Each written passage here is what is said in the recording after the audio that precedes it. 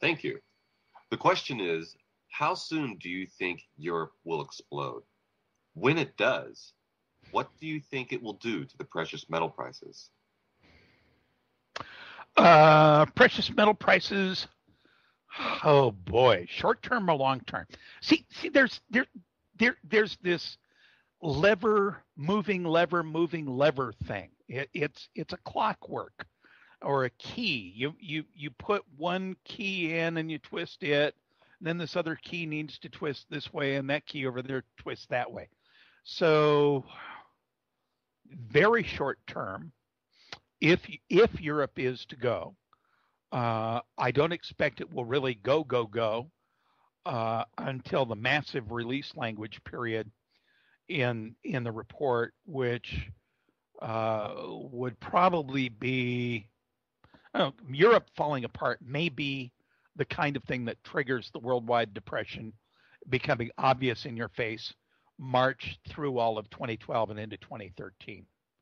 And then while we're trying to clean up from that, then maybe we get Space Goat Farts comes in with, I think Ed Dames calls it kill shot from the sun, and that's how life works out. And that, of course, becomes pretty ugly pretty quick.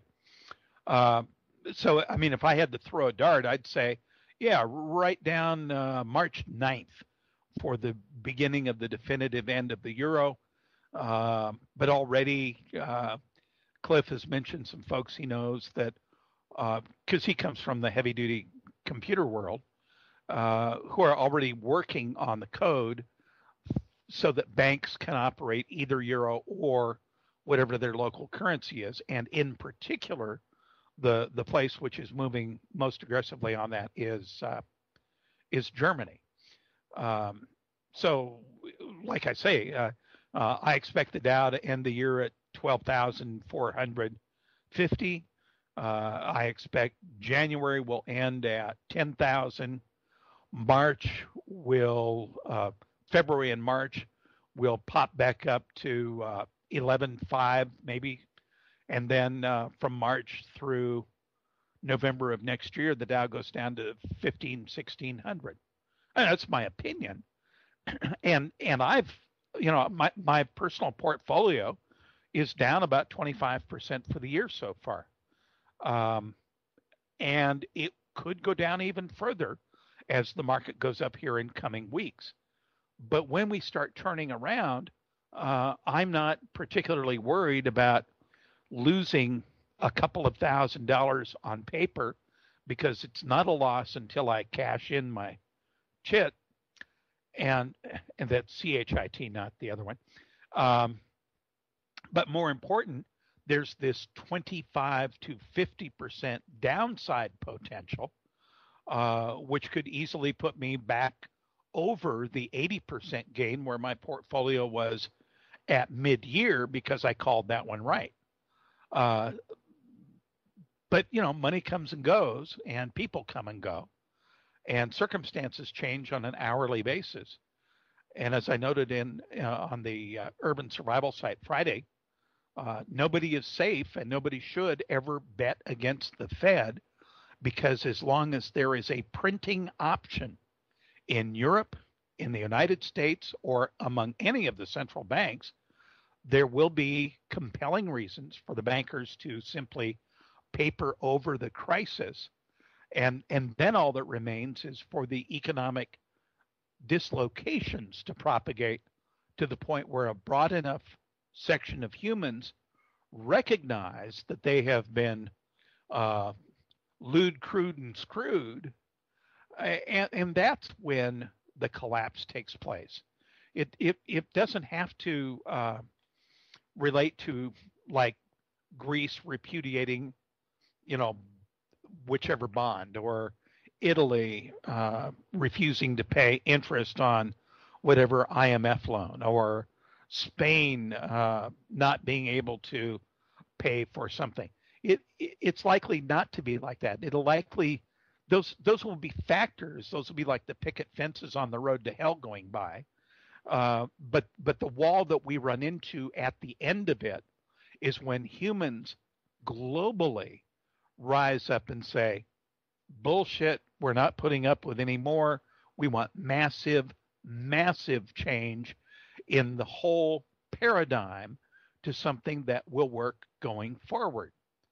And the problem is that it's right at that moment of public awareness arising that we saw in the case of 2001, the almost magical appearance of a context changer.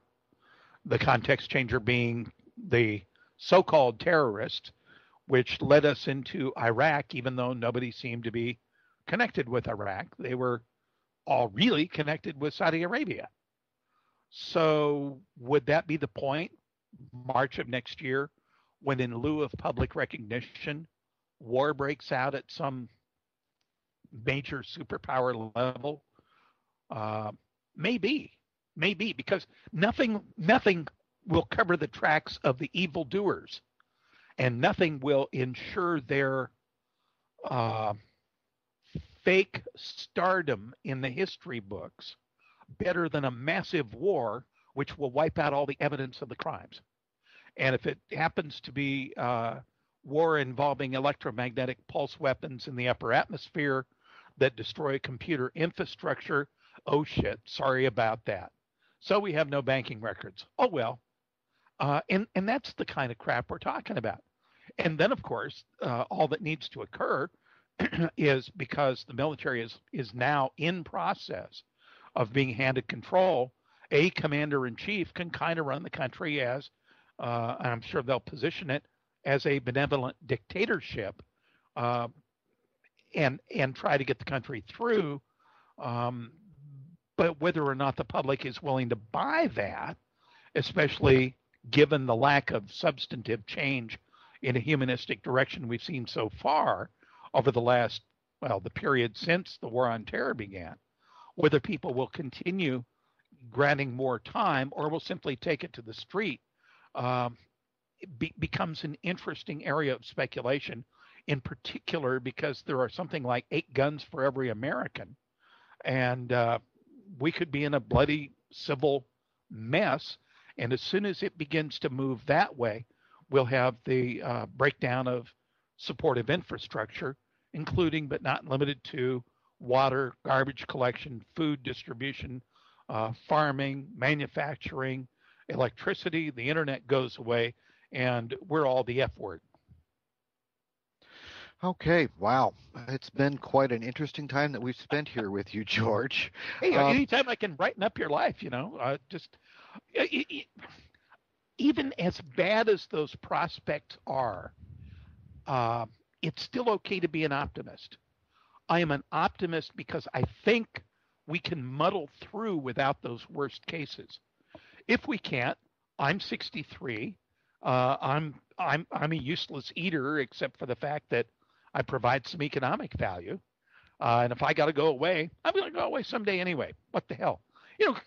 Cliff and I had lunch, and we were talking here last week. Yeah, last week, or was it the week before? Anyway, we were talking over lunch, and Cliff's got an interesting twinkle in his eye that didn't used to be there. And I asked him about it, and it's we've both been, I won't want to say dark, foreboding, bummed out, bummer kind of people. But we have been a little bit dark, foreboding, and bummer kind of people, especially because the Linguistic Project, while not perfect by any sense, it still has given us a peek at the future at a little above chance on some of these things, as most of your listeners and readers know. But I think the glint that is in Cliff's eye is that the moment of decisive engagement, to use a military term, is upon us, and it will likely be a time when humans, for better or for worse, are going to demonstrate conclusively whether or not we're grown-ups who can actually live together, work together, play together, share values, and move forward, or whether we are a bunch of you-know-what-tards who really do deserve to live under the lash of money changers, who will continue to dominate politics and secular life and every other thing we touch, including controlling our food supplies, for perhaps a couple of 100 years into the future. So to say that we're optimistic maybe isn't the right word, but I think we're both very pleased that within the next 2 years, the world is going to become a radically better place to live. And the great news is that we're all alive at this time and can put our shoulder to the wheel of doing what's right. And our guiding documents, at least in my case, include the Constitution, the Bill of Rights, and some of those founding cornerstones of America. I don't think we can go wrong with those. The question is whether they'll be seized from us to keep us from pursuing those ends. Well, we certainly hope that things will show up the best for omni-humanity, because that's truly in all of our interests, and we do need to get our world back from the bankers. Amen. We've been speaking with George Ewer of Urban Survival. Thank you very much for sharing your time with us and sharing your thoughts today, George. We hope listeners have gained insights into the topics we've been discussing, and we hope you enjoyed it as much as we did. If you didn't, you must not have paid attention to our no refunds, no exchanges policy, where we clearly state that all sales are final. Since we are the Time Monk Radio Network, we are forward-looking, and we believe that the past is for historians, as long as its lessons have been learned. On behalf of Fox, and all of the members of Time Monk Radio, thank you, George, and in our tradition, may you and yours have many tasty pies to come. Many pies to you, and peace out. Thank you. Thank you, George. Thanks, George. Thank you, George. Thank you very much, George. How was that?